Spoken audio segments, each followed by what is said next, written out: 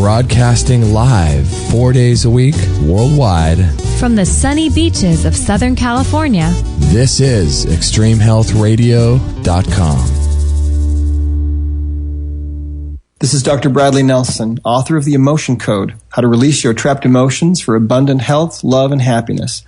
You're listening to Justin and Kate on Extreme Health Radio. For more information about The Emotion Code, visit ExtremeHealthRadio.com/Emotion Code.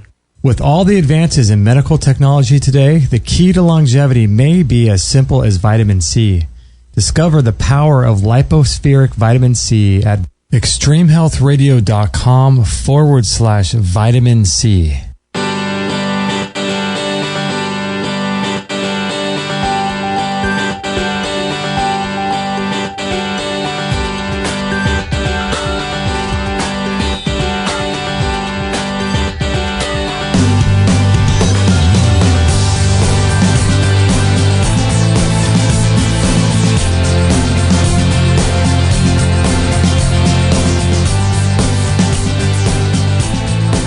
Hey, Kate. Yes, sir. This is going to be a first, I think. Why? Maybe in the history of Extreme Health Radio. Okay. Because it was exactly 9 o'clock when we started the show. Usually we're always a few minutes late, and we try. And it never works out that we're actually on time. You know what? I think you're absolutely right. Congrats to us. I know, right? High five over there. High across five the desk. across the table. Yeah, I appreciate that. This is what episode do we have here? We have 292. 292, and for reference, what's the date today? August 4th, 2014, blowing through summer. 4th, 2014. We've had a crazy storm, monsoonal rains here in Southern California, which is kind of strange, isn't it? Yeah, thunder and lightning the other day. Weird, huh? Torrential. We were walking Maggie last night and got stuck in it, and we thought it was a couple sprinkles, and thank God we were only a little bit from home because we got downpour. It's just it was a torrential downpour, wasn't it? That was so cool. Anytime California people complain about the weather or talk about the weather, I think they're immediately disqualified. I think so too. We have no idea. I know. Oh my gosh. But yeah, it's August 4th, 2014. So we appreciate you guys all being on the show, and this is episode 292. And today we have Dr. David Jockers on the line, and it's going to be fun talking to him about brain health. And his website is drjockers, JOCKERS.com. And it was really cool. We originally got turned on to him from Ty Bollinger's The Truth About Cancer Summit. Great summit. When we met up with him, he came through town and hung out with us. So it was a lot of fun to hear about Dr. David Jockers. He's a Maximized Living doctor, corrective care chiropractor, nutritionist, exercise physiologist, certified strength and conditioning specialist, and he runs the Exodus Health Center in Kennesaw, if I'm saying that correct, Georgia. And he's the host of his own radio show that you can hear every Saturday in Atlanta called Supercharge Your Health at 2:30 p.m. Eastern Time. And so, thanks so much, Dr. Jockers, for being on the show today. Hey, great to be on with you guys. Right on. Yes. Thanks. So much fun. So what is the weather like in Atlanta? Are you guys having storms like we are? No, actually, it's quite nice. It rained over the weekend, but today it's sunny. Very, very nice. Probably like 80 degrees right now. Probably get up to 90 today. Really? Yeah, but quite nice. Wow, that's awesome. Did I say the name of your center correctly? How do you say that? Yeah, it's called Exodus Health Center. Okay, yeah, nice. Yeah. And you see people, as a chiropractor there, is that correct? Yeah, absolutely. So I have a great team. So like today I'm working from home, but I've got several chiropractors that work for me, and we do functional medicine. We do corrective chiropractic care and functional nutrition. We host a lot of classes in there. And really our outreach is to inspire and empower as many people as possible to reach their full health potential.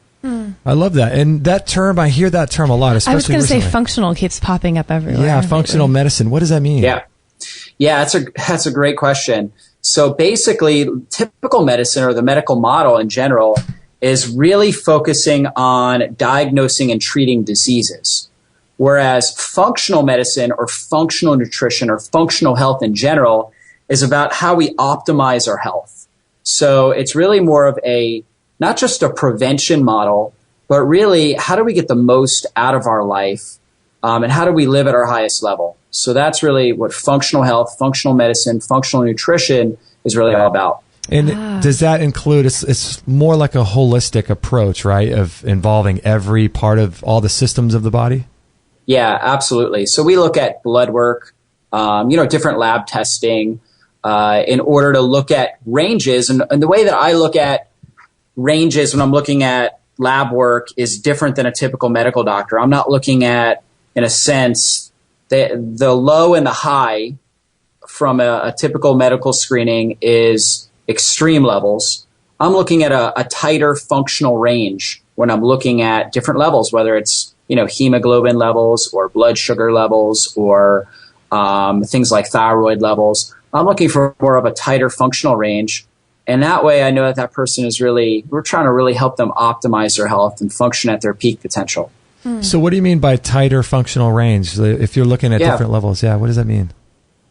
So what that means is, for example, when you look at like a thyroid level, like a TSH, the typical ranges, the low is, from a functional perspective, very, very low.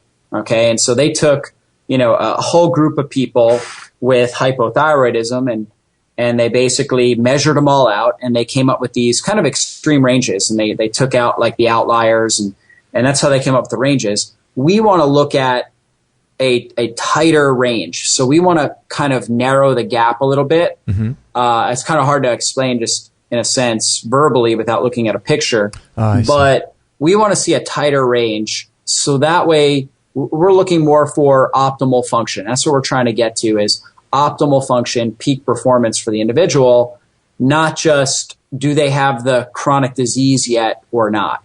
Like, for example, cancer, it takes, typically 8 to 15 years of cancer development of abnormal cell development before somebody can be diagnosed with a tumor, before they can see it on a mammogram or on feel it on a prostate exam or something like that. Clearly, we don't want to wait that long. So we want to look at markers that would show that individual would be at risk for developing cancer well before they're diagnosed, and get those markers under control. So that way we kind of have a pre-post, if that makes sense. And, so that's what we're looking at in a functional medicine model.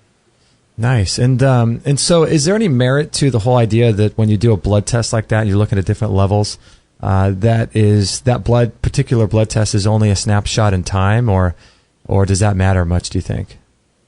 Yeah, I think it does matter. Yeah. There's no perfect test. That's for sure. And so, we take all the tests. We understand the limitations, I guess you could say, behind all the tests. But nevertheless, we want to do the best we can with the data that we have. And so we know there are certain lifestyle habits that everybody's going to do better with, really prioritizing sleep, getting regular movement. Some people can do better with high intensity movement. Some people, their adrenal glands are so blown out, they can't even do that. But we'll all do better with some form of movement. We'll all do better with positive mental attitude. We're all going to do better with a diet that's low in sugar and carbohydrates. We're all going to do better with, real foods, with key supplements that help, in a sense, modulate like our gut, supplements that help optimize our vitamin D levels, omega-3 fatty acids, different things like that. So we know there are certain things that are going to help everybody. And then from there, that's kind of where the clinical art comes in, as far as reading blood work or understanding genetic types and certain symptoms, and how to the art of really getting to the underlying causes with those things and addressing them with the right nutrition principles and supplementation, and of course holistic therapies like chiropractic care and different things like that. Yeah, that's wild that you said 8. What did you say? 8 to 15 years. There's a cancer that sort of grows and grows and grows, and it's never detectable. Yeah, exactly. It takes 4 to 10 billion cancer cells before they can see the tumor on a mammogram, or feel it, like, for example, in a prostate exam, or see it on a colonoscopy. That, on average, is 8 to 15 years. An interesting story is my grandfather, he actually had a metastatic melanoma. Okay. And the oncologist that worked with him, and believe it or not, so basically about 6 months before he passed away, he felt great. He was playing golf daily, felt fantastic. In fact, he had played 18 holes of golf, came home one day, went to open a sliding glass door to let the cat in, just patio door. He's done it a million times. Started tugging on the door, couldn't get it. So he tugged harder. and his arm broke, literally shattered right there. And my grandmother took him to the hospital. They took X-rays, saw that he had a fractured humerus, he fractured his arm, and they went in. They did a biopsy, found out he had metastatic cancer, had raged throughout his body, destroyed his bones. And the oncologist that worked with him, he said at a minimum, for the cancer to have gotten that deep into his body and metastasized like that, the seed had been planted at least 20 years earlier. 20 years. 20 years. 20 years, yeah. And my grandfather told this story about, because it was a skin cancer, he told a story about how when he was 20 years old, so that's over 50 years earlier, he was in the Korean War, he was stationed in Hawaii. He had his shirt off, got severely sunburnt, had blisters, and it was really bad. And the oncologist said, yeah, that's probably when it started. So the oncologist was actually saying that cancer probably started over 50 years earlier. And my grandfather, he had free health care because he was in the military, so he had VA. Wow. He went in every single year like a good soldier, had all his blood work done, all the tests. Nobody ever picked it up, and it wasn't until the cancer had spread throughout his body, destroyed his bones, before anybody knew he had anything. And so, that's just kind of the practice of our current model. And because he was able to do the things he wanted to do, he thought he was really healthy. In fact, if you had asked him 10 seconds before he broke his arm if he was healthy or sick, he'd have told you he was healthy. Wow. Right. But clearly he had been building disease for a long, long time. So in a situation like that, or anybody else who has this, situation brewing with this cancer that is undetectable, is there any sort of, like when you're looking at those markers in the blood work, are you assuming that those are going to, unless treated the right way, going to turn into something like that? Is that how you're sensing cancer early, or is there any way to even say that could go that route? Yeah, so basically what we do is we just look to see, how is the body functioning? Is it healing well? Typically every single one of us, we build cancer cells every single day. However, our immune system is designed to heal and protect us. It hunts out, regulates abnormal cells, and destroys them. So we want to look at, what are your lifestyle habits like? Because if your lifestyle habits are not in order, then it's inevitable that you're setting yourself up for chronic disease. So that's one way we could look at it. That's very non-invasive. We could just say, okay, well, what does your sleep habits look like? Okay, what does your posture look like? We could tell a lot off posture. If somebody has forward head shift, they're working at a desk all day, they're doing nothing to really work on their posture, then they're affecting their body's ability to self-heal, because their spine is not going to be healthy. We can look at, what are your exercise habits like? What does your nutrition look like? We can just look at factors like that. And we can even have people fill out a questionnaire, right? So they can really look at, hey, what are they actually doing?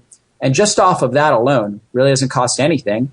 Right. And we can understand, what are their risks. So that's one way. Then we could obviously do lab testing. We could do, like with our chiropractic care, we do digital nerve scans. So we actually look at how the body is self-healing off the scans. We can take x-rays to look at structure.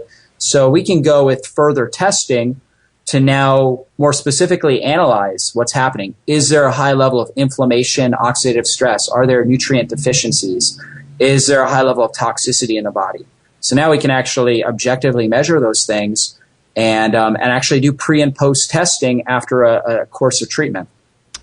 Yeah, that's one of the things a lot of people don't realize. A lot of our listeners do, but a lot of the mainstream people in today's modern culture, a lot of people don't realize that we produce cancer cells every single day. People think that cancer is just something that we, sort of get diagnosed with, and maybe it grew, a few weeks or months. Yeah, we were just unlucky. Yeah, you're just unlucky, but we do produce these things every day. And in your video that I watched last night on your Supercharge Your Brain page, there was a guy who, a patient of yours, it was diagnosed with some sort of brain cancer, wasn't there? Yeah, stage 4 glioblastoma, which we see a lot of, and it's a fast-growing cancer from the perspective of two things, actually. It's one of the fastest cancers on the rise. A lot of people are getting diagnosed with this form of glioblastoma. Wow. So brain cancer arising in the glial cells, which are kind of the immune cells of the brain. And then on top of that, it's a very, very challenging cancer to stop, because these cells turn over quickly, and it's not an easy one to treat. And the medical system really has no answers for it. They really don't get any results other than surgery, which sometimes can save people's lives. That's really their only hope. The chemo and the radiation really has no effect on this form of cancer. Fortunately, though, we found some really good strategies that help people with these kind of things, such as a ketogenic diet, which is one of the key foundational points that we like to use to help people with cancer, really help people with almost any kind of condition, stopping their body from running off of sugar and transforming it to running off of fat and the breakdown product of fat, which is called ketones. And sugar, we know, feeds cancer cells, particularly the faster growing cancers. And so by transitioning the fuel source, we weaken the cancer in its ability to grow. And then utilizing certain supplements and treatments, we can strengthen the immune system, and we can also basically help kill off the cancer utilizing the right therapies with that. But first thing we got to do is always weaken the cancer, weaken it, starve it from its fuel source. And so, that's how we've been able to have some level of success. We certainly, unfortunately, aren't able to save everybody, but we've had some level of success with this. Does the base for a ketogenic diet look the same for all patients, and then you add in different supplementation and things, or can that even be different person to person? Great question. It can definitely be different. And the reason why it can be different is obviously we're all different. And so we want to make sure that we're not putting in things that somebody might have a food sensitivity to. Oh, right. For example, let's say somebody has a food sensitivity to dark chocolate. Now, typically dark chocolate, of course, no sugar added, raw cacao is low carb, and it's got a lot of good fats. And so it's a good kind of food for a ketogenic diet. And of course, when you combine that with coconut butter, something like that, and stevia, you get phenomenal flavor. And of course, on a ketogenic diet, we're not eating sugar. So, we want to get sweet from somewhere, and that's a great way to get it. However, some individuals, they react to the cacao and they have a stress response, and that stress response then drives up their blood sugar. So that's not going to be effective. So it's really good for, people, especially people battling with chronic disease, or anybody that's able to actually have a food sensitivity panel done beforehand to see what foods that they would be sensitive to and avoid those. Also, you have individuals with, for example, no gallbladder. And so if you don't have a gallbladder, you're going to have trouble digesting long chain fats, things like a lot of olive oil or something like that. So then we stick with smaller, medium chain fats that don't need as much bile to break down. Things like coconut and butter. Actually, butter from grass-fed cows is mostly small and medium chain fats. So they're a smaller chain, and they don't depend on bile to break down. So we focus on those, and we don't consume as much avocados and extra virgin olive oil and nuts and seeds and stuff like that in those particular conditions. So, it's a little bit different depending on that individual's health challenges. And so based on that, we're able to kind of modify it and customize it a little better. So with the food sensitivity, do you recommend blood tests like the ALCAT test or any kind of things people would want to look into in order to find out what those sensitivities are? Yeah, I think absolutely. Getting a good test done is key. The ALCAT test I'm not huge on. Whenever somebody I don't run it myself. Whenever somebody brings it in, I certainly take it into consideration, because I don't think it's like a bogus test at all. I just I've always seen that there's just so many things checked off on those, and I've seen a lot of pre and posts where it's like the individual, and I think maybe this is based on the protocols that the individual goes through, but a lot of times they go in, they've got 30 things checked off, they come off all those foods, and they get it tested like 3 or 6 months later, and now those foods are okay, but then it's like 40 foods that they were eating every day are tested off. Now they got to kind of like reverse their diet. Oh, how weird. And one of the reasons why is when you have food sensitivities, typically it's a sign that you have leaky gut syndrome. So we got to really address the gut. The most accurate test for food sensitivity is from Cyrex Labs. I think it's RA4. I might be wrong about that, but I have it on my website. And that's the one that I typically run. I run that one, or I run the Great Plains IgG test, just because that's really looking at a form of an antibody, the clinically studied immunological marker for food sensitivity, which is IgG. And the Cyrex Labs actually looks at IgA, which is another form of immune marker that's actually formed in our gut. So that's actually formed first. So it's really the most accurate test.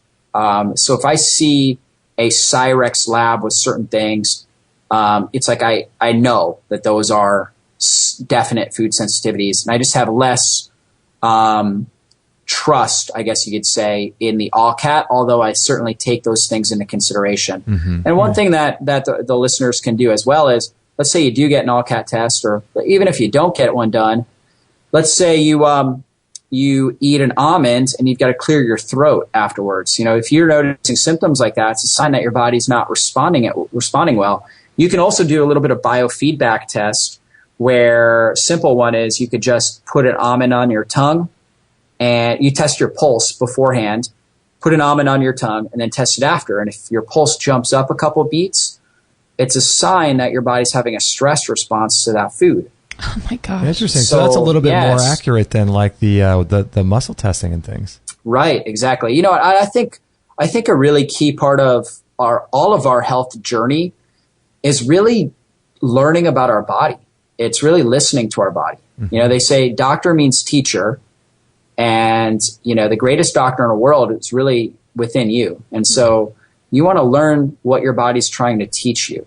And so being as just as aware as possible of the signs, symptoms of how your body responds to the lifestyle habits that you're doing is a really critical process to being healthy. You can spend a lot of time and a lot of money with a lot of really well-trained doctors, and you know what? They won't be able to necessarily guide you as well as just listening to your own body will.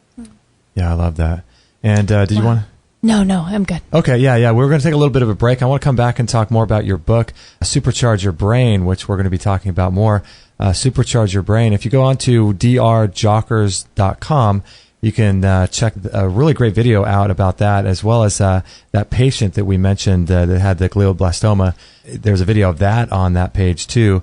And so this is going to be really good. We're going to come back and talk with Dr. Jockers more about all this brain health and stuff like that after this break. Are you living in the 21st century taking 19th century supplements? Vitamin C pills and powders are often destroyed in the digestive system and passed as waste, never reaching your depleted cells. Lipospheric vitamin C uses a patented encapsulation technology to deliver more without the stomach distress caused by pills and powders. Within minutes, liposomes filled with vitamin C are transported directly into your cells without binders, fillers, sugar, or GMOs. With all the modern advances of medicine and technology, are you throwing away money every morning on inefficient supplements? For under $1 a day, you could experience the power of lipospheric vitamin C. For a real eye-opener, visit extremehealthradio.com/vitamin C. I wanted to tell you about this really powerful and unique product called the Q Laser. Did you know there's over 2,500 peer-reviewed clinical research studies showing the benefits of low-level laser therapy on the body? We had Dr. Larry Lytle on episode 165 talking all about it. Dr. Lytle, what is the Q Laser? The Q Laser is a light-delivering device, handheld, rechargeable, that is for lay people and professionals, that works at the cell level of the body to restore energy. Since the body is all composed of cells and the cells are composed of atoms, it's good for any and everything in the body. It is especially beneficial for injuries. It will reduce swelling and inflammation before your eyes. Literally, you can have a sprained ankle and apply the laser, and within 30 minutes you can see that the swelling in the ankle has been reduced. Since all disease is inflammatory, you can assume that the same process is working if you have some type of intestinal problem. We have pictures of using a heat instrument to diagnose the intestinal inflammation. We can show that intestinal inflammation is pretty much gone within 3 minutes using the Q1000 laser. It's the number one tool in your medicine cabinet. I have a saying, never leave home without your laser. I have had 3 serious burns, and each time I had my laser with me, I applied the laser immediately after I had the burn. I never even blistered. Kate and I don't want to be without ours. We've worked out a special deal with Dr. Lytle for all of our listeners. If you'd like to learn more about how the Q laser can dramatically improve your health, go to extremehealthradio.com/laser. 100% listener supported. Extreme Health Radio. Opening minds and transforming lives worldwide. Don't forget to join our thriving community for health tips, inspiration, and show updates at extremehealthradio.com/Facebook.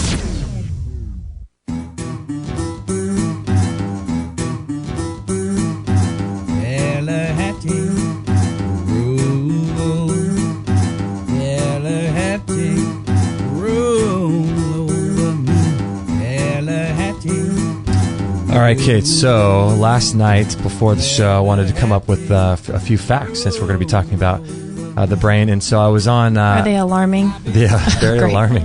Okay. Alzheimer's. And I think it's the official Alzheimer's website, but it says more than 5 million Americans are living with Alzheimer's right now. And every 67 seconds, someone in the United States develops Alzheimer's. Let's see, Alzheimer's disease is the 6th leading cause of death in the United States. Which is crazy, right? 6th leading cause. I would not have thought that. And then there are approximately 500,000, 500,000 people dying each year because they have Alzheimer's. 1 in 3 seniors dies with Alzheimer's or another type of dementia. In 2013, 15.5 billion caregivers provided an estimated 17.7 billion hours of unpaid care, valued at more than $220 billion for Alzheimer's patients. Wow. Isn't that crazy? Wow. Man, so... That's I mean, shocking. I could keep reading. These things just go on and on and on about all the different stats that are going on with the Alzheimer's or some other form of dementia. So I wanted to talk a little bit more about brain health, Dr. Jockers, and I know that you've written a whole book called Supercharge Your Brain, right? And it's just come out recently? Yeah, it came out about a little over a year ago, actually. But, this book, I've been writing articles for years, and, just myself in general, I'm just a performance junkie. Like that's what I do is I just research and study the most advanced strategies for improving my own health. I've had a lot of health struggles. And, this book was really just a compilation of articles, a compilation of things that I've been putting in practice for years, working with clients, people all over the world with. And it transformed my life, and I've seen it be able to transform so many other people's lives. And I'll tell you, most people are really just destroying their brain every single day. Even people that are health enthusiasts. I was a personal trainer, and I was violating many of the principles I talk about in the book, had no idea. And so, most people in general, most of our listeners are going through their life without ever knowing how to decrease brain inflammation. They're actually moving towards dementia and Alzheimer's, and they don't know it. And they're literally robbing themselves of many years of highly productive activity. And so that's why, one of the reasons why I put this book together was I saw amazing results myself, working with different clients like Ryan there with the brain cancer. Mm-hmm. And I just really wanted to get it out in a simple format. Everything we've got, I think like 250 references in there, but, I didn't want it to be like a research book. I wanted it to be something that somebody could sit down and read in about 90 minutes and actually start applying immediately that day and see results the first day they get it.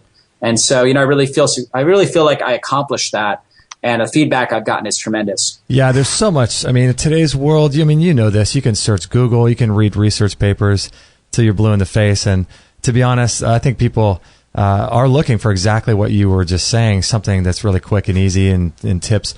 Hey, I was wondering, what do you think about this whole drinking soda and Coca-Cola and these kind of things coming out of these cans? Is there any connection between the aluminum leaching that comes off these soda cans and getting into people's brains?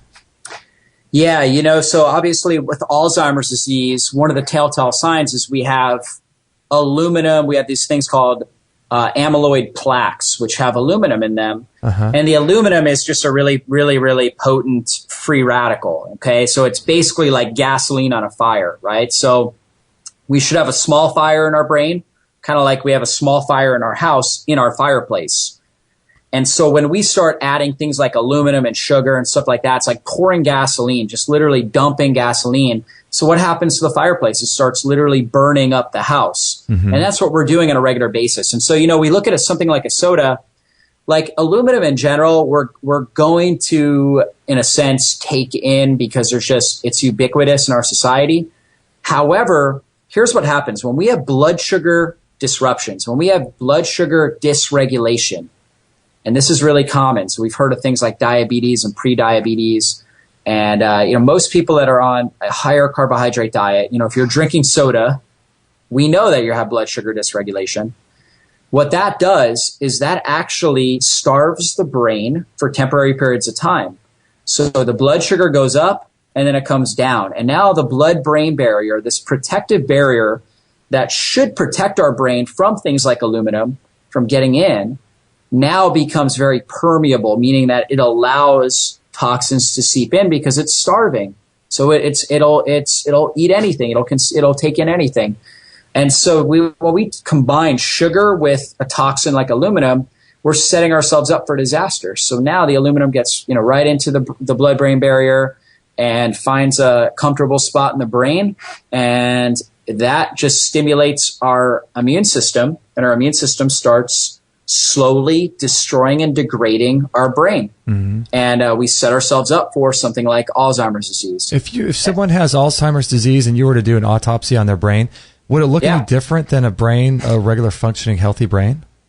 Oh, yeah, absolutely. I mean, it's very atrophied and it's tangled. It's got these they call it neurofibril tangles, like literally the parts of the white tissue in the brain and the gray tissue are tangled up in messes. Oh my gosh. And so you can actually just you can Google images and just type in like Alzheimer's brain or something like that. And you'll see all of these different MRIs and different pictures of a normal brain and an Alzheimer's brain. And so it's somebody that it's basically their brain has just been trashed. It's like putting acid on meat. It just literally shrinks it, tears into it, and destroys it. That's just crazy. Is that physiologically then what's happening when people start to get confusion? Is it because things in their brain are just twisting and pathways aren't like they used to be, or what's going on? Yeah, so that's a great question, Kate. So if you have chronic brain fog, okay, like let's say you didn't sleep well the night before, and you have brain fog, I mean, it's clearly a sign. It's not a healthy sign, but if you have chronic brain fog, if you have attention deficit disorder, things like that, I mean, those are classic signs that your brain is on fire, that you have brain inflammation. And again, just like we talked about in the beginning, talking about functional approaches, you want to address that early. If you're having brain fog, that's not normal. And that is a sign that your brain is vulnerable and it's being affected. And we want to address it early before it continues and we start having more severe memory lapses, dementia, and Alzheimer's. Mm-hmm. Yeah, that makes sense. So, kids with ADHD, kids with autism, we see these epidemics. We got to realize that that is a severe warning sign that the immune system is crippled, that it's hyperinflaming the body. We got to address the cause as quickly as possible. Get these kids on the right nutrition plan, the right lifestyle plan, or it's just going to get worse and worse, and they're going to go downhill even faster. Yeah, I was going to say, I wonder what's going to happen with these kids that have the autism and ADHD. We've heard some of our former guests call that type 4 diabetes of the brain. Yeah. And so you wonder, with all these kids with autism, eventually is that autism going to develop into some kind of brain cancer or Alzheimer's or something like that? Well, with autism, they already have very severe damage to their brain. So autism is obviously more severe than ADHD. Mm-hmm. And so they already have very, very severe damage to their brain. Now, fortunately, the great thing about the body is we heal. There's grace and mercy in our body. And so if we can line up with the right lifestyle principles, somebody with autism may not gain their full genetic potential, but you know what? They can still heal, especially the earlier we catch it and the earlier we address the lifestyle. I've seen a lot of kids, that were diagnosed with autism and go into a form of regression and be able to act like a normal, healthy child. Wow. And so, it's the earlier we catch it, the earlier we get the lifestyle in order, the better off we're going to be. Yeah. But if we don't address it, I mean, number one is they're going to have no quality of life. They're going to be no they're not going to be a productive member of society, and oftentimes they are very detrimental to society because they have suicidal, homicidal tendencies, different things like that. Not always, but very often when kids or really anybody has neurological problems, it can result in suicidal, homicidal behavior. Yeah, I see that. So, Dr. Jockers, in regards to this brain fog, because a lot of people do talk about that, even on just like a slight level, what's the first thing that's important for people to do? Is it the diet change? Is it a gut issue, or keeping your brain stimulated? What is the first step for that? Yeah, that's great. So, the first big thing I would do is, come off of processed foods. You got to get the sugar out. Basically, when your blood sugar's out of balance, life is very hard and it's very stressful.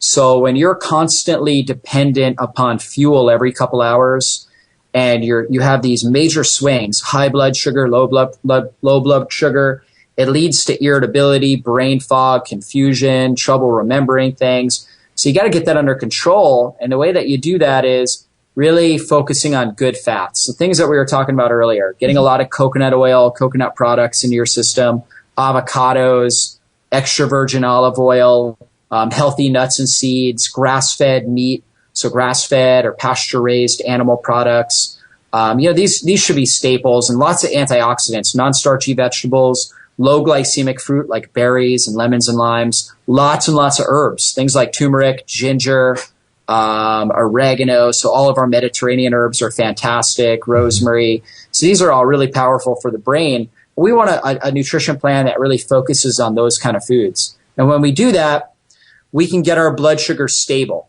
and life becomes so much more enjoyable. Your quality of life improves significantly and your productivity levels improve significantly when you're able to have stable blood sugar. You're able to grow in so many areas. Mentally, you're able to learn more. You're able to remember more, so your memory improves. Spiritually, you're able to really reach new heights. If you're pursuing that, your quality of life, you just feel so good on a regular basis when you get your blood sugar stable. So that would be the first thing I'd focus on. Obviously, activity, regular exercise, very critical. Movement equals life. And so movement stimulates your brain. Good sleep is super critical. So really regulating good sleep cycles. And there's so many different strategies that I go through in my book, simple things people can do. Like, for example, sniffing essential oil, right? So that helps just ramp up more activity in your brain. You could do things like take a cold shower, for example, which helps improve blood supply, improve circulation in your body, releases endorphins, gives you more energy. So there's a lot of great biohacks, just things that you can do to kind of hack your biology to improve your performance. But I think it would all start with just really we could start with a lot of things, but let's just start with nutrition first. Yeah, I like that. And it sounds like the approach you're taking in your book, which is really cool, is, it's one thing to kind of take some people's experiences with their brain and sort of bring them back up from a deficit back up to a level 0. But judging from the title of your book, Supercharge Your Brain, you're also looking to take people that are just young or just have average health and normal brain function. You're looking to take them to another level in terms of being able to recall and remember and to have motivation and all these types of things, right? Oh yeah, absolutely. So for myself, like I was saying, I'm a performance junkie. I want to do whatever I can that's natural, that works with my value system, that's health benefiting me, that gives me really long-term investment in my body, but will improve my short-term performance. So I've got a lot of people that count on me. I've got, 3 businesses. I've got a really busy clinic. I work with people long distance. I've got a lot of people that count on me, and I want to be able to perform at my highest level, my full 100%. And so, I'm able to do that with the strategies I talk about in my book. That's awesome. Really something I wanted to share with other people and help guide them to be able to live the same kind of life. Hey, what do you think about cell phones? And because we've had people talk on our show about how cell phones, especially in children, break down the blood-brain barrier through the radiation. And then as a result of that, toxins get into the brain, which normally never should. Sort of what you were talking about earlier with the aspartame and things. I'm sorry, with the aluminum.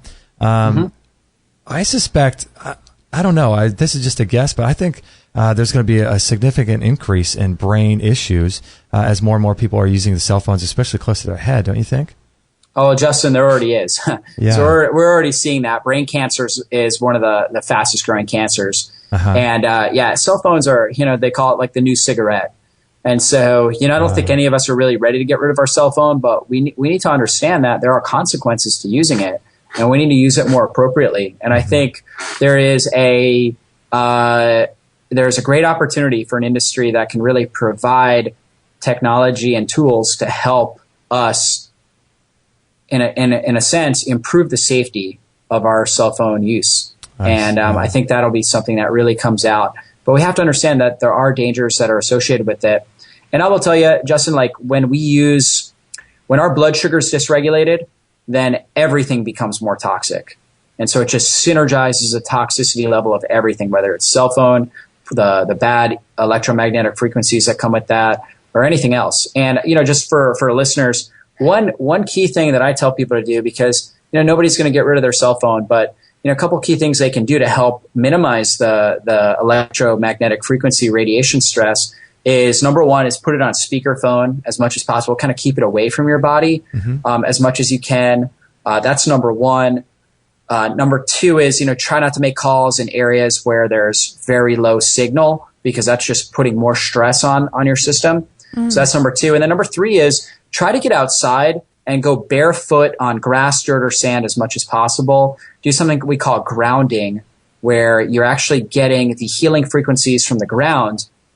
Our ancestors were always in touch with these healing frequencies, but really over the last 100 years or so, we've being indoors and developing, rubber soles and things like that on our shoes. We can literally go, months without ever connecting with the earth. And the earth has a natural healing frequency that helps our body neutralize itself from dangerous electromagnetic frequencies. So we want to ground ourselves as much as possible. And then you can also buy grounding technology. Like I've got a grounding mat right here under my keyboard on my computer. So there's different ways that we can minimize electromagnetic stress in our, in and around us. Yeah, that makes a lot of sense, because cell phones, like you said, are really difficult for people to give up, and it's sort of how our world is going. And we had a guest, Dr. Massey, was also saying that he actually burned his leg. We have to take a break, but I just wanted to share this. He actually burned his leg because he was driving, I think, 1,200 miles or something, and he had his cell phone in his pocket. And what he didn't realize was that because of the GPS coordinates or something, the cell phone... every 10 feet, right? Yeah, it transmits signals to the satellite every 10 feet. So when you're traveling in a car, he was saying... Just keeps recalibrating. It keeps recalibrating every 10 feet, which is multiple times a second. And then we've also had other guests on the show talk about how the dirty electricity in our walls and from our cell phones actually change blood sugar levels, which is exactly what Dr. Jockers was just talking about with the blood sugar level. So it's just interesting stuff. These are great tools, but we obviously have to figure out how to way to mitigate their radiation and live with these things. Yeah. It's like living with the enemy. Work with them. Yeah, right. It's like living with the enemy. All right, everybody, we're going to be right back. This is episode 292, and we'll be right back with Dr. Jockers with all kinds of really great information. Really excited. I got a ton more stuff that we hopefully can get to after the break. Kate and I have had our sauna for about a year now, I'd say, when we first got it from Phil Wilson. And it's an incredible machine. We use ours about every single day. Kate sits in about 20 minutes, and I sit in there about for a half hour. Usually watch a documentary, and it's extremely relaxing. It's really, really incredible machine. And if you go to extremehealthradio.com/sauna, you can learn all about it. We did an entire hour interview with Phil Wilson. You can check that out. You can look at the pictures of us with it. You can watch videos on that page. It helps you to sleep really, really well. You can lose a lot of weight with it. You can burn, I think, around 600 calories in about 20 minutes or so. It improves your skin, increases circulation all over the body, and circulation is critical for your health. You can prevent and reverse diseases with it if you have a cold or flu. It's incredible. It heats you down to the core. It heats 4 to 6 inches inside your body, so it's really incredible. And a lot of people use it for cancer as well. So if you have any kind of incurable, quote, disease, you can use it for that. And Dr. Shade is the foremost authority on detoxification.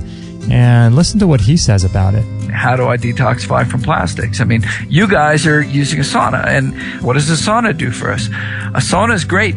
It's moving a number of different toxins. Remember, we talked about the mice that if you put PCBs in there, then that made the mercury all that much worse. And sweating moves out a lot of plastics, volatiles, fat-based toxins. It's really good at moving those out, sweating those out. So that's how you're getting those out, and those are contributing to this synergistic soup inside the body. And so that's why they're good, is they're taking out a bunch of the different things in the soup. And Daniel Vitalis, one of our favorite guests. What do you have to say about the sauna? When you go into the sauna, like a far infrared sauna like you discussed, your body goes into a deep relaxation mode, and your sympathetic nervous system shuts down and your parasympathetic nervous system turns on. And when that's active, that's the nervous system, part of your nervous system that's active when you meditate. That becomes active and your detoxification pathways open up wide. Why is this important? It's important because when you go running and you sweat, you're not necessarily eliminating very much toxicity from your body. But when you sweat in the sauna, you eliminate a lot of toxicity from your body. So sweating in a relaxed state is how we eliminate. The other thing is that what's wonderful about the sauna is that it puts you in a parasympathetic nervous system response, like as if you were meditating. So it's almost a hack. It's like a trick to get yourself into a meditative, relaxed state, to decompress stress, to reverse the effects of stress, and to get your body eliminating deep, deep toxicity that's stored in your body fat because it can come out in the oils of your skin.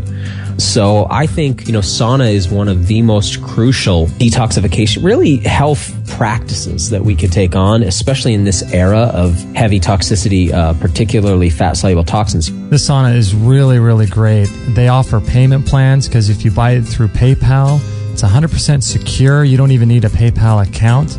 I think you could do a payment plan through PayPal. It's got low EMF electromagnetic fields coming off of it. It's portable, so that means you don't have to knock down a wall in your house. You can just move it from room to room. It sets up in about 2 to 5 minutes. It's super easy to clean. All you got to do is wipe it down when you're done and wipe the neck down. And it produces energy and heat inside very, very evenly throughout the whole machine. All you have to do is sit in there for about 15 minutes a day. And the great thing I like about it too is it requires zero preheating. So you turn it on and you're starting to get warm and you're starting to detoxify with that far infrared light almost immediately. So it's really great. It comes with a 1-year warranty. It's about $990 plus $25 shipping. And that's really, really a good deal because if you look at most of the regular saunas out there, they are in the $2,000 to $4,000 range. So this is really, really a good deal. So check it out, extremehealthradio.com/sauna. All free shows, all the time on Extreme Health Radio. Opening minds and transforming lives worldwide. Join our community today. Sign up to our email list and instantly get our free gift to you, along with loads of inspirational content and cutting-edge tips to help change your life at extremehealthradio.com/subscribe.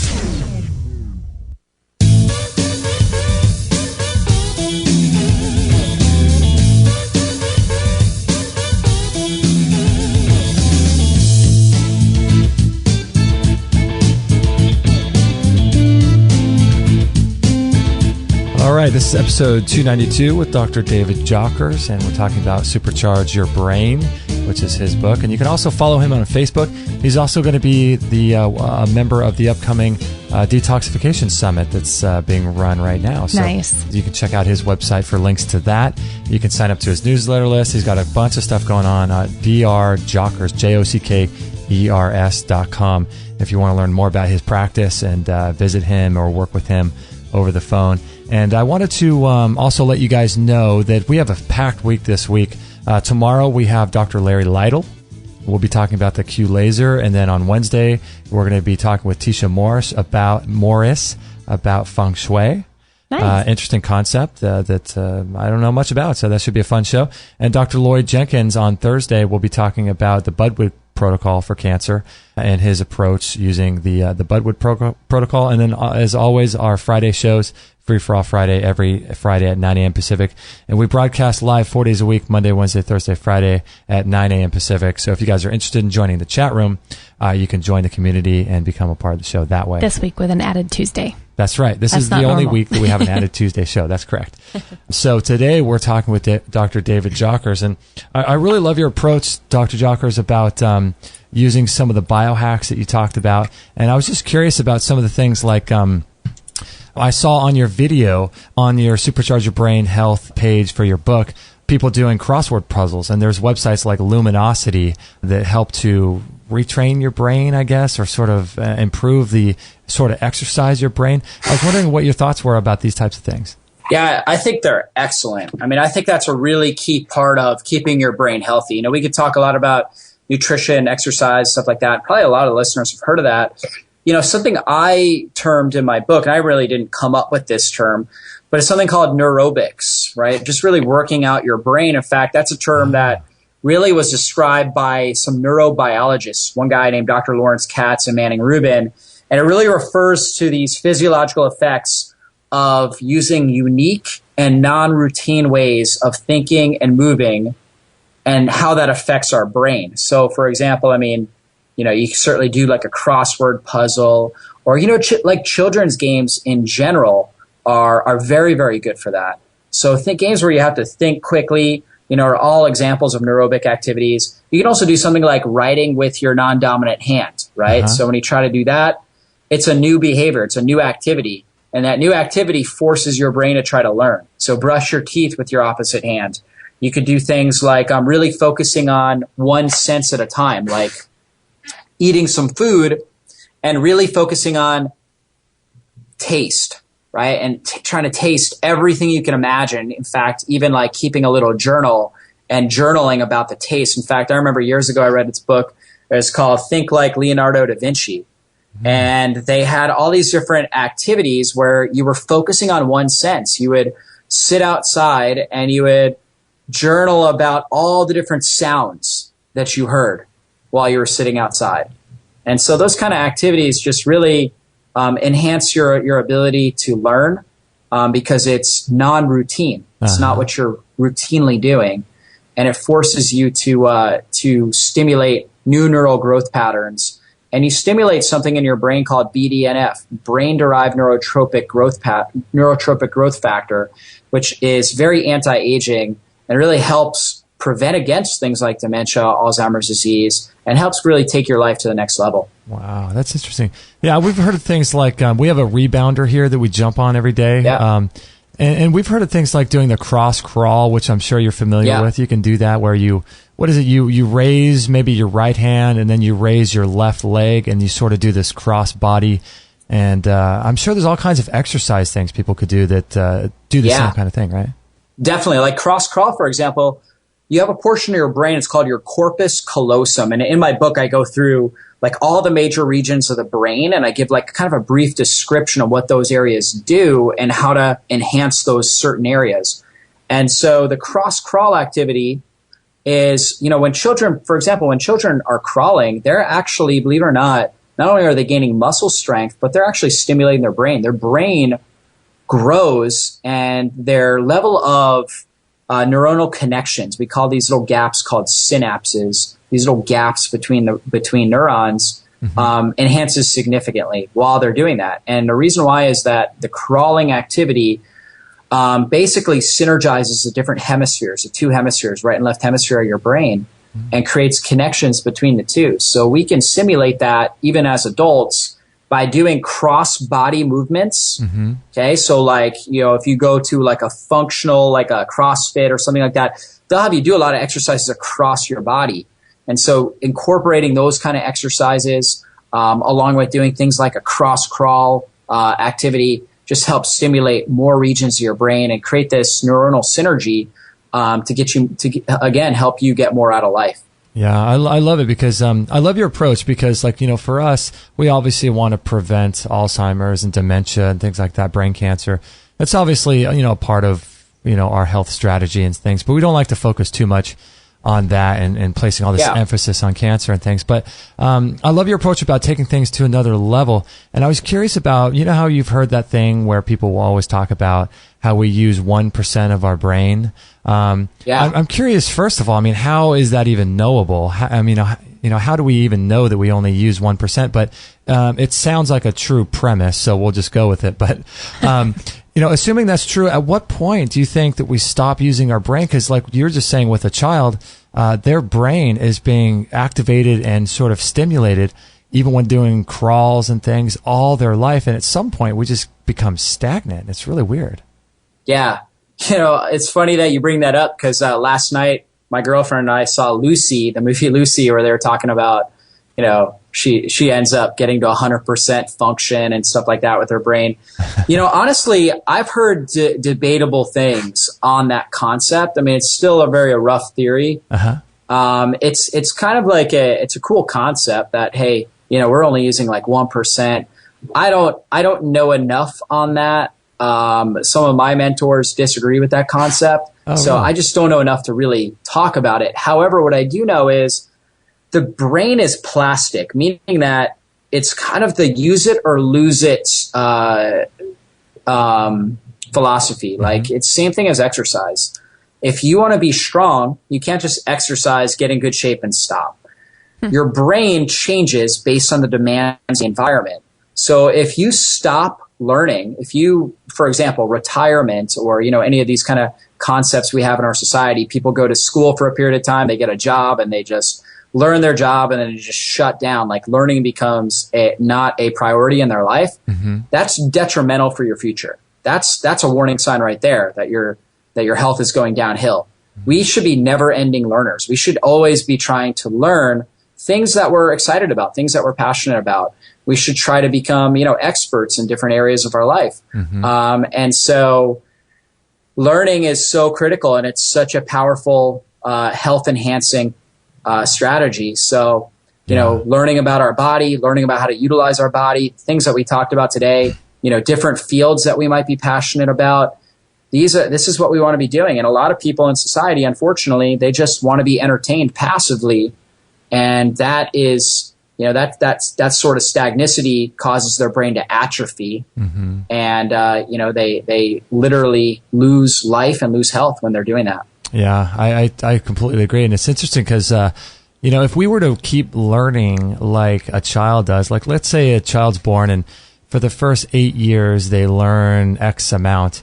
If we were to stay on that pace and just keep learning that same amount of information about what it means to live on this earth and to, smell things and taste things and touch things, if we kept that same level of learning up, it's amazing. I bet we would just we'd all be like Einstein, It's crazy. Yeah, absolutely. Absolutely. I mean, we should all make learning a priority. And I think any book that's written about the brain really, really makes, really talks a lot about that. Learning and learning is active. That's the thing we have to understand is learning is active. I talk to a lot of students and I teach them different strategies. I've spoken at a lot of schools, teach them different strategies for how they can learn more material in a shorter period of time and actually make it fun rather than this concept of cramming for a test and, learning it as much as you can, but not really comprehending it. And then it's all gone, 2 days later. That's not real learning. Learning is active. Learning should be fun. Learning should be sustainable. And learning should include all your senses too, shouldn't it? Yes, absolutely. That really enhances sustainability and real full comprehension of the topic. Yeah. That's because so much, in our society, kids are taught and it's just book learning and they're not tasting something, they're not smelling it, they're not touching it and all that.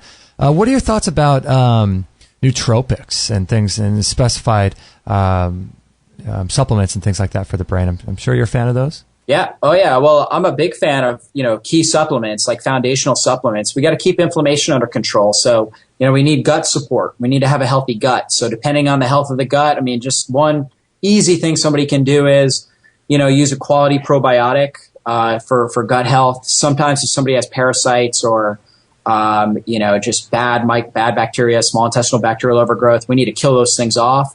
Sometimes the gut's real leaky, so we need compounds for that. But, just basic stuff, probiotics, fish oil, so good high quality omega-3, sometimes like coenzyme Q10, really, really powerful.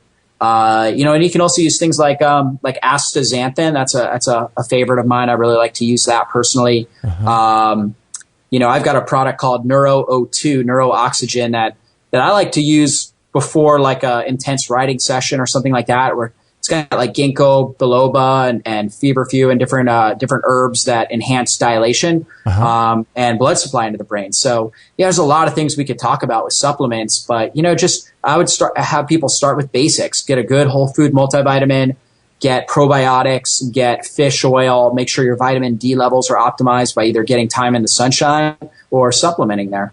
And you mentioned a lot of those supplements in your book, I'm sure. Oh, yeah. I talk about, foundational supplements. I talk about superfoods for the brain.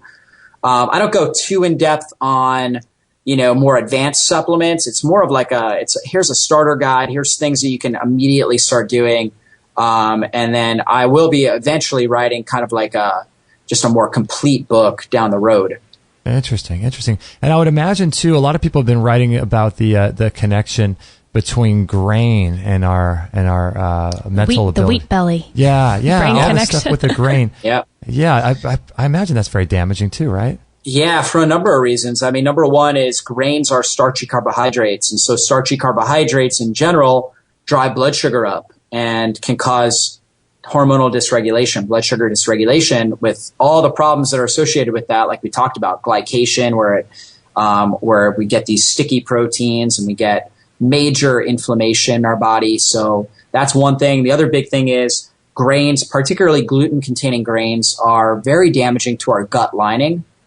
And so when the gut lining becomes damaged, then we get leaky gut syndrome and we get an immunological response, meaning that proteins get into the bloodstream, our body produces antibodies or some form of immunological response, and that can degrade the blood-brain barrier and damage and just literally, just destroy portions of our brain. And so there's a lot of links with gluten sensitivity and depression, gluten sensitivity and schizophrenia, homicidal, suicidal behaviors, addictions, everything you can imagine, from neurological disorder, just behavioral disorders to obviously things like brain fog, dementia, Alzheimer's. So yeah, going as grain-free as possible is, really liberating for somebody. And it's a tough thing because we're all raised on grains and eating bread and stuff like that.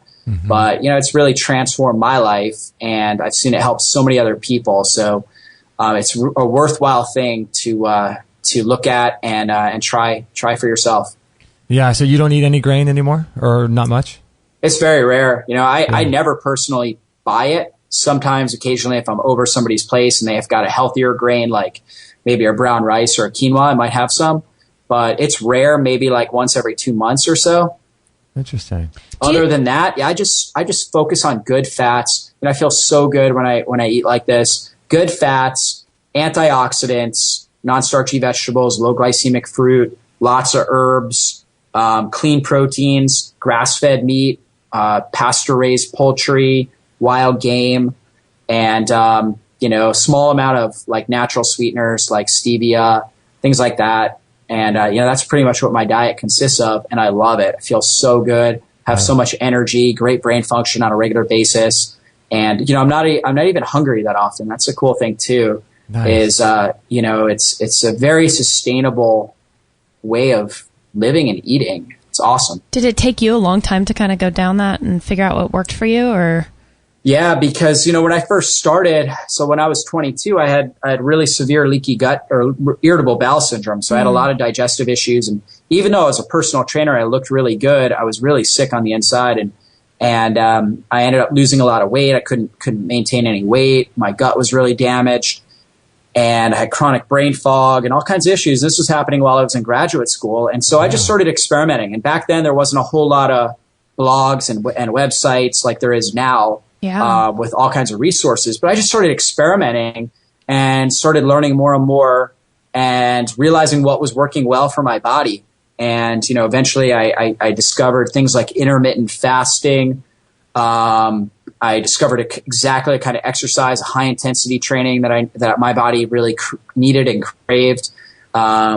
and the right type of nutrition. And then from there, I found, research to really back that up, and a lot of other writers like David Perlmutter with, he wrote Grain Brain, and, New York Times bestselling book. He's come out with basically teaching the same stuff that I used to get myself well, and that I've been teaching for years. So, I mean, it's just a lot of people coming out with books and blogs and stuff like that, backing up all the things that I already teach, that I already kind of figured out myself. And so, yeah, it took me a long time. And I had to go through a lot of health struggles in order to get there. But you know what? At 32 now, I'm 32 now, and it's like I'm 100 times better than I was at 22. Yeah. And the cool thing about it is every year I get healthier, I get stronger, I get more productive. And that's really what life should be about, rather than this idea that we're going to get worse as we age, that we shouldn't look forward to aging. Really, aging should bring wisdom. And if we're learning from our life experiences, and we're learning from for just being aware of how our body reacts to different stresses, different lifestyle habits, we should get better. We should get stronger. I mean, I want to be in incredible health when I'm 80, 90 years old. I mean, Jack LaLanne, he was swimming an hour a day, working up until a week before he died at 96. It's like, if he can do that, why can't I? And, if we have the mental discipline, if we have the awareness and the idea that we can grow and learn and start implementing the things that we're learning and have the discipline to follow through, then, then the sky's the limit. Yeah. You're getting amens in the chat room. So I know, right? That's great. That's awesome. I love it. Yeah, it's funny because with me, in the morning, this morning, I haven't had any food yet, and my brain seems to work better and be more, fires quicker and things like that when I don't eat, Yeah, it's cool, isn't it? Yeah. You actually stimulate something called BDNF, brain-derived neurotrophic growth factor. You also stimulate more growth hormone when you do that. Now, if somebody is on a higher carbohydrate or a higher protein diet, it's going to be a lot harder for them to do intermittent fasting. However, for somebody that's on a high good fat diet, moderate protein, lower carbohydrate diet, it just becomes you just feel so good when you're doing it. Mm-hmm. And most men can do it right away and get results. For women, it's because of their hormones. I don't actually recommend intermittent fasting for women, although I've seen probably about a third of the women that try it have great success. They love it. The other 2/3 can really struggle with it. So I don't off the bat recommend it for women, but most men, even diabetic men, I've had start intermittent fasting, and it's like they get fast results doing it. So there's a lot of good benefits to it. Yeah, that's amazing. Are you talking intermittent like just water or juice or nothing? Yeah, so like for example, you could do something like drink a green juice with like cucumber. You might juice some greens without any kind of sugar or any kind of fruit in there. But other than that, yeah, you would just drink water. You could take supplements. You could drink herbal tea, something along those lines, but nothing that's going to actually affect your metabolism. No major fats, carbohydrate, or sugar. So that's one way you can do intermittent fasting. And I eat 2 meals a day. Typically, I usually eat my first meal around 1 o'clock and my second meal around 6 or 7. Mm-hmm. And, that really fuels me. I feel fantastic doing that. I might snack on like some raw veggies or something like that, like cucumber. I snack on all the time, perhaps in the morning if I'm working from home or in the afternoon, but that really doesn't have an effect on your metabolism. So you still get the benefits of intermittent fasting when you do that. Oh. Oftentimes for women, what I'll have them do is, a lot of people are already drinking coffee. And from my experience, most people don't want to give up the coffee. So I tell them to just get organic coffee. And they can put coconut milk in there, like a full-fat coconut milk in there. And the good fats, along with the antioxidants that are in the coffee, are really good for the brain. And it provides a healthy calorie source and a healthy fat that will help their energy and their hormone function. And they still will get some of the benefits of intermittent fasting because it's really more carbohydrates and protein that kind of break the benefits of the intermittent fasting. So that's really a good way for a woman that maybe has tried intermittent fasting and struggles with it. Try like some coffee and coconut milk, or maybe even raw chocolate and coconut milk, or, something like that, or even just drink coconut milk, just straight up or something like that. In the morning, kind of for your breakfast. Yum. Yeah, we've heard a lot of great things about the whole coconut oil and MCT oil and all that stuff. Bulletproof coffee. Yeah, it's a great recipe. Yeah, the butter. Yeah, so Dr. Jockers, where can people find you? On your website, obviously, right? And then they could, and then I see that you're giving away 2 ebooks if people sign up to your newsletter. What are those? Yeah, exactly. So I've got 2 ebooks, and of course you can find me at drjockers.com. So one of them is a recipe plan. So, a lot of great recipes in there to give people kind of some ideas of, how we want to structure our nutrition plan and how we want to really load up on real foods and superfoods. And then my other ebook is called Supercharge Your Life. And so it's kind of like a step-by-step guide. It's 30 simple steps in 30 days. So it kind of gives you like an idea of, hey, how do you structure your day so you can get the most out of your day. And so it's 30 steps to apply. And kind of our goal with that book is, hey, apply one of these steps every day, master it, and after 30 days, you'll have completely transformed your life. That is awesome. That's great. And you have a whole workshop coming up, Transform Your Terrain too, I see. Yeah, so anybody that's in the Atlanta area, we do workshops at my office. We do dinner nights where I talk about different topics. So we usually do 2 different events every month. So, if they just plug into my newsletter, they'll always find out about those events. Those are really just for people that are local, again, to the Atlanta area. Mm-hmm. However, I also am a part of, different summits and, online interviews and stuff like that they can find me on YouTube and different things like that for those people that are all around the world. That's awesome. Are those talks that you give in your clinic, are they on YouTube? Most of them are not. If we do a really, really big event, we film it. But most of them we're doing in my office. My office can fit about 50 to 100 people. So we just don't have access in there to really get good film quality. So we don't film those. Okay. Wow. You have a lot going on. So you have a whole articles you write and different radio. So you do your radio show on Saturday as well, right? Yeah, actually, I stopped doing that radio show this year. So that's actually a little bit outdated. But we do have podcasts on there. So people can look at old podcasts that I did. And in the future, I want to actually be doing podcasts, interviewing other health experts. And so I'm planning on kind of starting that in October of this year. Oh, awesome. Great. Gosh, so that's going to be on your website as well, coming soon. Yes. Yep, exactly. That is nice. Awesome. Well, thanks for spending some time with us. I really appreciate it. This was awesome. Yeah, I had a lot on with you guys. Really enjoy the show and, really encourage all the listeners to plug into this regularly because they can trust the information that's coming out of these interviews. I love it. Thank you. Well, hang on the line there, Dr. Jockers, and we're going to close out our live show. And I just want to thank everyone for joining us in the live chat room. I really appreciate that. It just makes the interviews and the conversations so much more fun. So we really appreciate that. And we broadcast live 4 days a week on Monday, Wednesday, Thursday, Friday at 9 a.m. Pacific. So if you want to tell your friends about that or if you want to let other people know, we'd really appreciate that. And this was episode 292, so we'll have the podcast available later today. Hopefully, I'm kind of behind here. I actually have last Friday's show I still haven't been able to put up yet, so I feel like I'm a little behind on that. So I want to thank all you guys for being in the chat room. We really appreciate your support, and we'll catch you on the next episode. Thank you so much for spending time. That was so much fun. Oh, yeah, it was awesome. Wonderful. Okay, thanks, Doc. We'll talk soon, okay? All right, sounds good. Thanks, okay. Bye. Bye-bye. All right, here we are. So this is episode 292. All right. I hear that there's a sports radio show broadcaster here in LA that says that all the time. All right. Oh, that reminds me of All Europin. All Europin. From our show with, who was that? Jeff Melcher. Jeff Melcher, right. See, look how quick my brain works. Right. Your brain's on it today. I know, I haven't had any food from East Park Research. Well, it's firing just perfectly. That's right. All Europin. East Park. Olive leaf extract. Anyway, how was Dr. Jockers? Was really cool, wasn't it? I cannot believe how much that guy has done in 32 years. Yeah, right? I mean, he looks really young, but I expected him to be closer to early 40s because of how much he's done and how much he knows. And he's talking about from like 22 to 32, how he's gained and recaptured his health and tried all the... I mean, that's a 10-year period. Look at where he's come in 10 years, not even just personally, it sounds like, but just able to get back to the world. He's amazing. That's incredible. Yeah, he's a really interesting guy, I thought.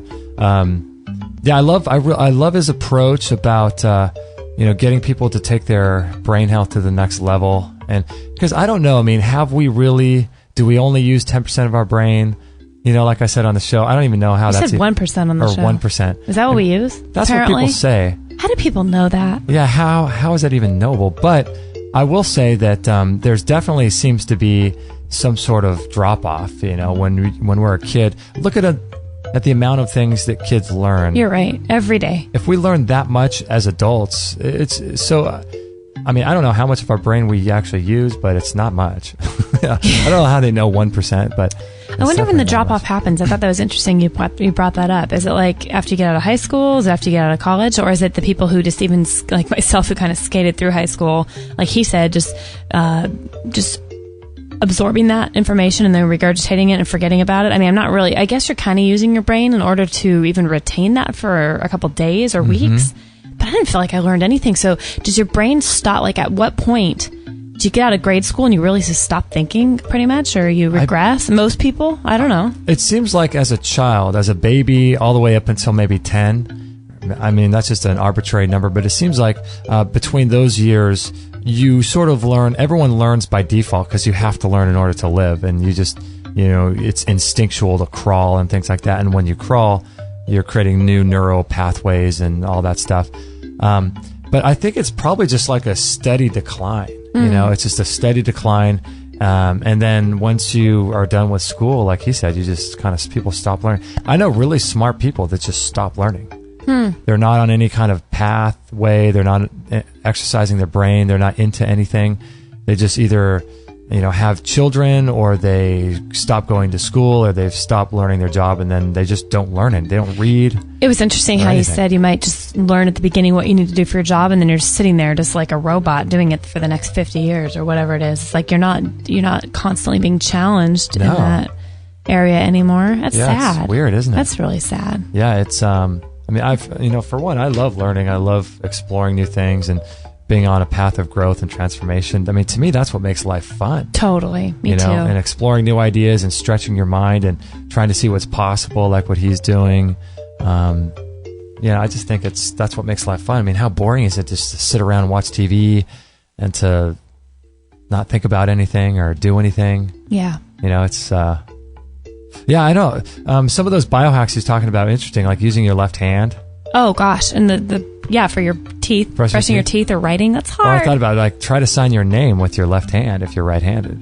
Oh, gosh. You know what? Today, I'm going to take that challenge. I know. It would be kind of interesting to do, right? I don't have a lot of writing to do, but what I do, I'm going to try it with my left hand today just to mix it up. Yeah. They offer a lot of classes at local, what do you call it, like emeritus for elderly people, I believe, or people that want to continue on in their upper years, where they offer things like this for your memory. They have classes like what's it called, neuroaerobics? Yeah, neuroaerobics. Yeah, and they offer classes where you can go take. I remember my mom saying she wanted to take a class at the local community college about ways to keep your brain sharp.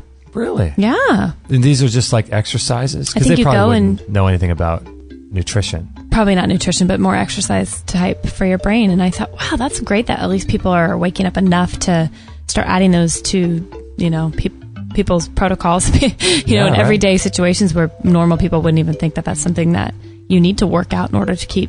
You use it or you lose it kind of thing, Well, we're going to be talking to Dr. Ed Park here from Recharge Biomedical, I think. And so we're going to be living to 200 with the astragalus and the supplements he provides. So we're going to live to 200.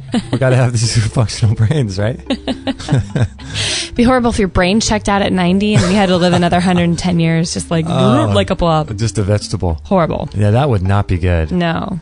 Yeah, I mean, it's if people want to live long, you got to have a functioning brain and be sharp, and you don't have to. If you take care of yourself, you don't have to go that way.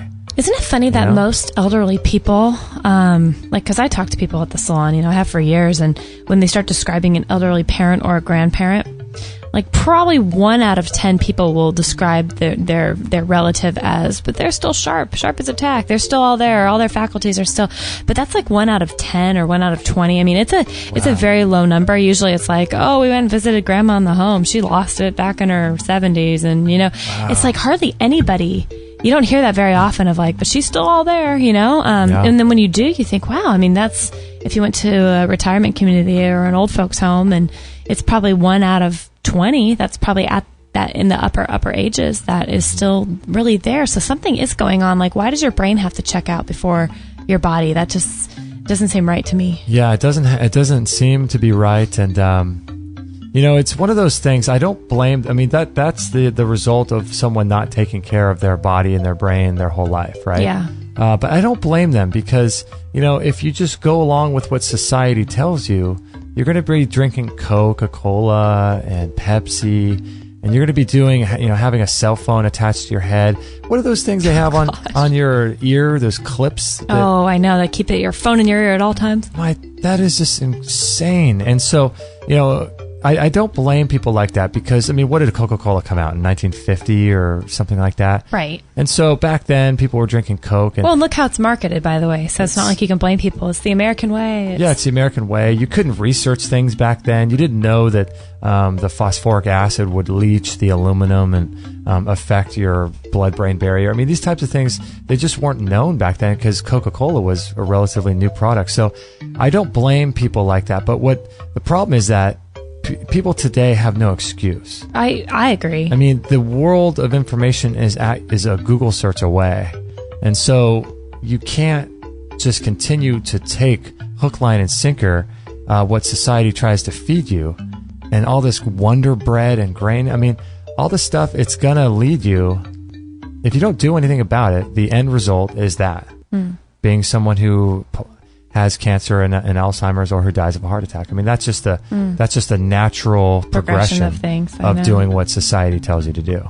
Wonder Bread. Yeah, Wonder Bread. You right? wonder what's in it. That's probably where that came from. Wonder what the hell is in this bread. Let's call it Wonder Bread. Wonder, because you could ponder and just wonder about it for so long. It'll be sitting it'll be sitting on your shelf for 100 years. If that's not robbing iodine and things like that from your body. That just was. I hadn't heard that term in years, and I thought that is so scary. We grew up eating things called Wonder Bread. That's not even. It's crazy. It's not even right. Yeah, it's nuts. And we didn't even talk about MSG or aspartame really much. Who did we talk with about aspartame? Who was that? That was like a whole... We talked with Dr. Mary Newport. That's right. Who was helping to reverse her husband's Alzheimer's using coconut and high concentrated MCT oil. But then there was somebody else that we had on talking about aspartame. If you do a Google search, extremehealthradio.com or Extreme Health Radio and then space aspartame, you'll be able to find it. It was a doctor. I forget what her name was. But, we didn't even talk about MSG or aspartame or these types of things. But there's a couple things, if you guys are interested in nootropics, there's a couple things I want to turn you on to. Nootropics are basically specialized nutrients for your brain, like ginkgo biloba, but they're just come in supplement form. And there's one called Brainiac from a company called Opportunities, and it's just opportunity, but the end is TEAS. And I think their website, is opportunities.com. And it's OPPORTUNITEAS.com.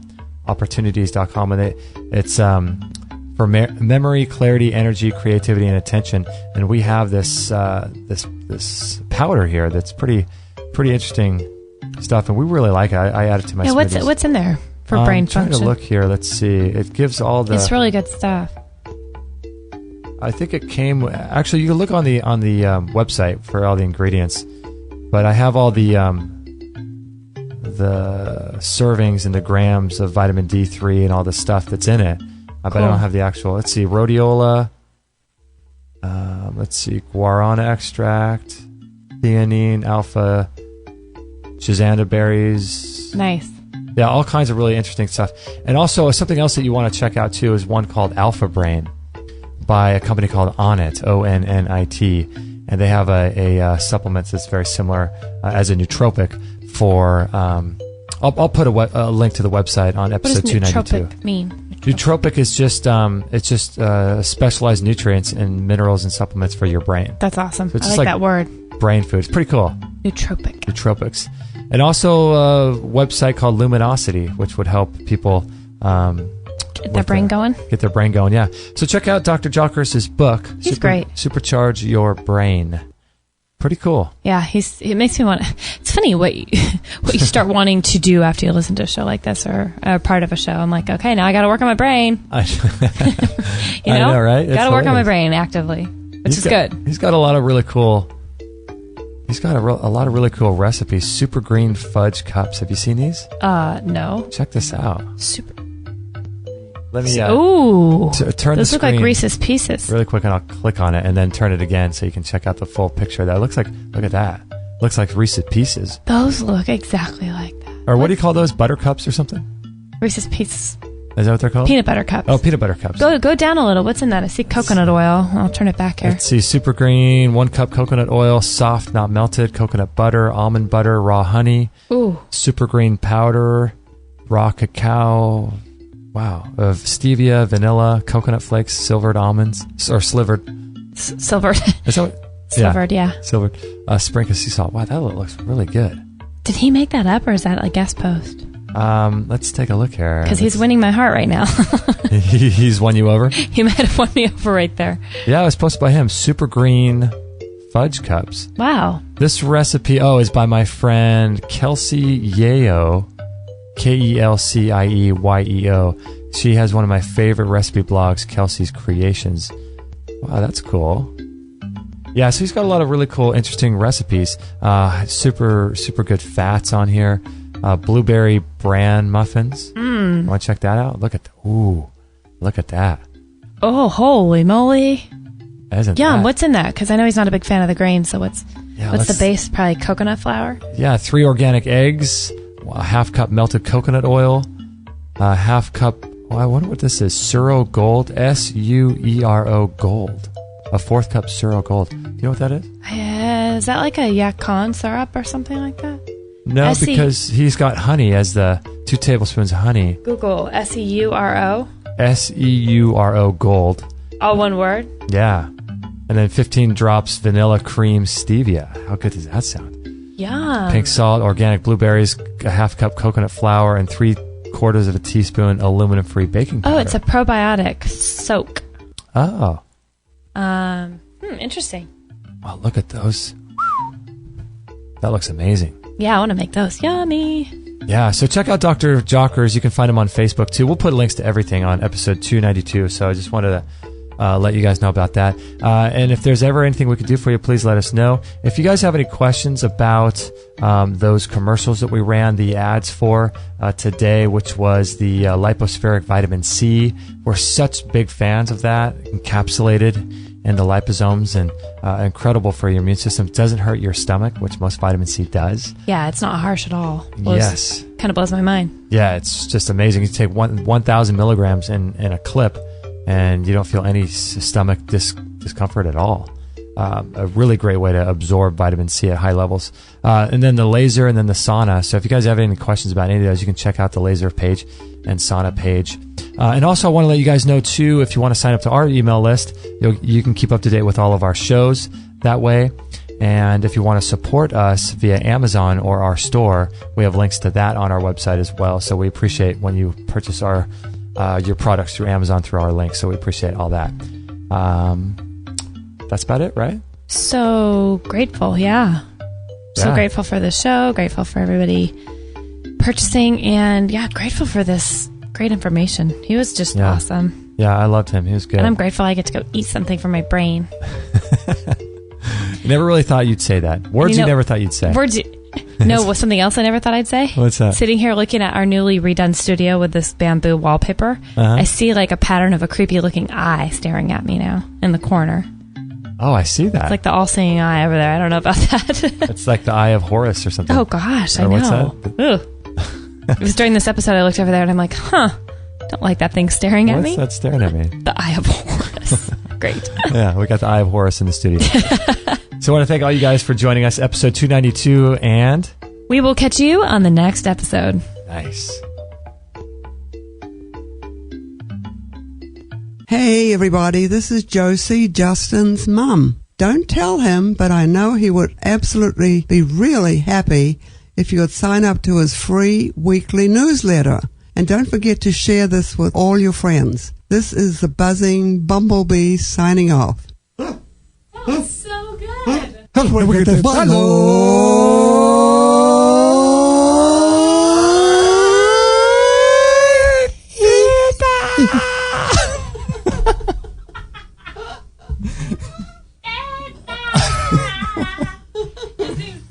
Oh my gosh. Thank you for listening to this episode. It's time to go for now, but our mission does not end with this show. Justin and Kate will be back with another interview packed full of ideas, discoveries, and unique ways to regain your health. Head on over to extremehealthradio.com/subscribe and instantly download our free gift too that contains cutting-edge strategies to start making healthy lifestyle changes today. No material on this blog is intended to suggest that you should not seek professional medical care. Always work with qualified medical professionals, even if you educate yourself in the field of live food, nutrition, and alternative medicine. I'm not a doctor, nor am I offering readers medical advice of any kind.